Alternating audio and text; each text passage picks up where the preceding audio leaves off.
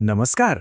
आता कोणतीही नवीन भाषा शिकायची म्हटलं की शब्दसंग्रह वाढवणं हे एक मोठं आव्हान असतं, नाही का? पण एक युक्ती आहे. विचार करा, जर एका शब्दासोबत त्याचा विरुद्धार्थी शब्दही शिकला तर? अरे वा! याने फक्त शब्द नाही वाढत, तर संकल्पना इतक्या स्पष्ट होतात की बस. चला तर मग, आजच्या या भागात आपण मराठी विरुद्धार्थी शब्दांची ताकद काय आहे हेच पाहणार आहोत. तर आजच्या आपल्या या विश्लेषणाचा जो आधार आहे तो आहे ही मराठी विरुद्धार्थी शब्दांची यादी. हे शब्द हे फक्त दोन विरुद्ध गोष्टी नाहीत, ते भाषेला एक प्रकारचा काय म्हणूया एक अर्थपूर्ण आयाम देतात. तर आजचा आपला प्रवास कसा असणार आहे? सगळ्यात आधी आपण विरुद्धार्थी शब्दांची शक्ती समजून घेऊ. मग सुरुवात करू भौतिक जगाचं वर्णनानं, त्यानंतर मानवी अनुभव, आणि मग जरा खोलात जाऊन अमूर्त कल्पना आणि संकल्पनांचा वेध घेऊ. आणि हो, शेवटी हे सगळं एकत्र करून या शब्दांच्या जोड्या वापरून आपली भाषा कशी अधिक प्रभावी करता येते हेही पाहणार आहोत. चला तर मग सुरुवात करूया. बघा, जेव्हा आपण एक शब्द आणि त्याचा विरुद्धार्थी शब्द एकत्र शिकतो तेव्हा गंमत काय होते माहितीये? आपण फक्त दोन शब्द नाही शिकत, तर एका पूर्ण संकल्पनेची व्याप्ती म्हणजे तिची हद्द समजून घेतो. अगदी सोपं उदाहरण घ्या. उष्ण म्हणजे काय हे नीट समजल्याशिवाय थंड या शब्दाचा खरा अर्थ आपल्याला कळेल का? नाहीच. आणि हेच या पद्धतीचं खरंच सामर्थ्य आहे. ठीक आहे, मग आपण अशा शब्दांपासून सुरुवात करूया जे आपल्या आजूबाजूच्या म्हणजे आपल्या भौतिक जगाचं वर्णन करतात. हे असे शब्द आहेत ज्यांना आपण आपल्या डोळ्यांनी पाहू शकतो, हातांनी स्पर्श करू शकतो, थोडक्यात आपल्या इंद्रियांनी अनुभवू शकतो. दिवसाची सुरुवात आणि दिवसाचा शेवट, सकाळ आणि संध्याकाळ, ही जोडी फक्त दिवसाच्या दोन वेळा नाही सांगत, तर ती आपल्याला वेळेच्या एका सुंदर चक्राची जाणीव करून देते. निसर्गातला हा एक किती मूलभूत विरोधाभास आहे, नाही का? वेळेनंतर आता वळूया जागेकडे म्हणजे अंतराकडे. जवळ आणि लांब हे शब्द आपल्याला वस्तू कुठे आहेत, त्यांचं स्थान काय आहे, अंतर किती आहे हे सगळं समजायला मदत करतात. खरं तर या शब्दांशिवाय आपण जगातील कोणत्याही गोष्टीचं स्थान नीट सांगूच शकणार नाही. आता ही जोडी बघा, ही आपल्याला वस्तूंच्या उगमाबद्दल सांगते.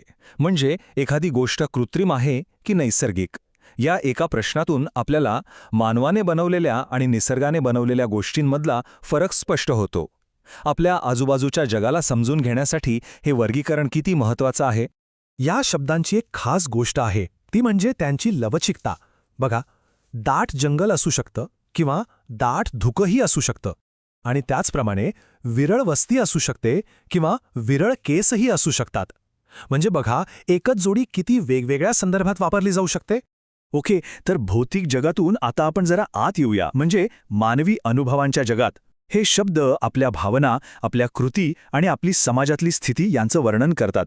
हे शब्द आपल्या रोजच्या जीवनाशी आणि आपल्या नात्यांशी अगदी जवळून जोडलेले आहेत. चला सुरुवात करूया मानवी जीवनचक्राच्या दोन महत्त्वाच्या टप्प्यांनी, तरुण आणि म्हातारा. हे शब्द फक्त वय नाही दाखवत हा, तर त्या वयासोबत येणारी ऊर्जा, अनुभव आणि जगाकडे पाहण्याचा दृष्टिकोन यातला फरकही ते स्पष्ट करतात.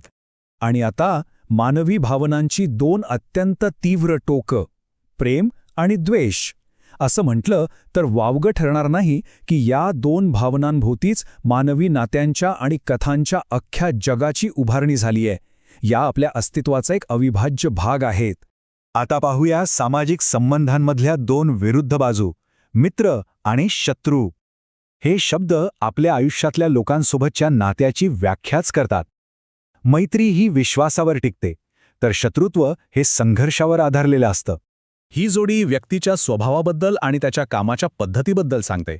आळशी म्हणजे कामात दिरंगाई करणारा, टाळाटाळ करणारा, तर उद्योगी म्हणजे सतत कामात मग्न असणारा, काहीतरी नवीन करणारा.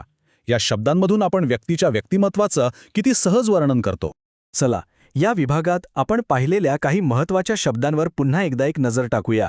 कौतुक विरुद्ध निंदा, अपमान विरुद्ध मान आणि श्रीमंत विरुद्ध गरीब. या सगळ्या जोड्या आपल्या सामाजिक आणि वैयक्तिक आयुष्याला कसा आकार देतात हे आता आपल्या लक्षात आलं असेल. ओके, आता आपण थोडं अजून खोलात जाऊया आणि सगळ्यात आव्हानात्मक भागाकडे वळूया, तो म्हणजे अमूर्त कल्पना आणि संकल्पना. या अशा गोष्टी आहेत ज्यांना आपण स्पर्श नाही करू शकत, पण ज्या आपल्या विचारांवर आणि निर्णयांवर खूप मोठा प्रभाव टाकतात. सुरुवात करूया अर्थशास्त्रातल्या एका मूलभूत जोडीनं, तोटा आणि नफा. कोणताही व्यवसाय असो किंवा साधा व्यवहार, तो याच दोन गोष्टींभोवती फिरतो. हे फक्त आकडे नाहीत, तर ते यश आणि अपयशाचं प्रतीक आहेत. आर्थिक व्यवहाराची आणखी एक महत्त्वाची जोडी उधार आणि रोख. बघा, एकीकडे भविष्यातल्या देवाणघेवाणीचं वचन आहे, तर दुसरीकडे लगेच होणारा व्यवहार. यातून आपल्याला आर्थिक नियोजनाचे किती वेगवेगळे मार्ग दिसतात. आता एक खूपच सूक्ष्म आणि तितकीच प्रभावी संकल्पना पाहूया. कृतज्ञता म्हणजे काय? तर केलेल्या उपकाराची जाणीव ठेवणं. आणि त्याचा अगदी विरुद्ध शब्द आहे कृतघ्नता, म्हणजे उपकार विसरून जाणं. ही फक्त एक भावना नाही, तर एक महत्त्वाचं नैतिक मूल्य आहे. या विभागाचा शेवट एका शक्तिशाली जोडीने करूया. दुष्काळ आणि सुकाळ.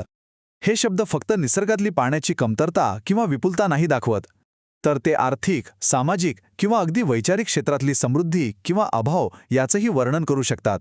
किती व्यापक अर्थ आहे बघा. तर मग या सगळ्याचा अर्थ काय काढायचा? ही केवळ शब्दांची यादी नाहीये. हे तर आता स्पष्ट झालंय.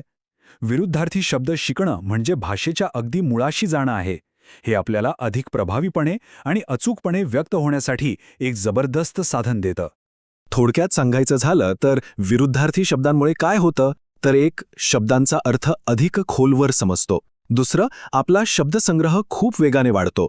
तिसरं, आपली वर्णन करण्याची क्षमता सुधारते. चौथं, अमूर्त संकल्पना समजायला मदत होते. आणि पाचवं, सर्वात महत्त्वाचं म्हणजे आपल्याला भाषेची रचनाच उलगडते. जाता जाता एक विचार मनात येतोय. आजच्या दिवसातला तुमचा एखादा अनुभव आठवा. त्या अनुभवाचं वर्णन करण्यासाठी कोणती विरुद्धार्थी शब्दांची जोडी सर्वात योग्य ठरेल? सकाळ संध्याकाळ, नफा तोटा की मग प्रेम द्वेष?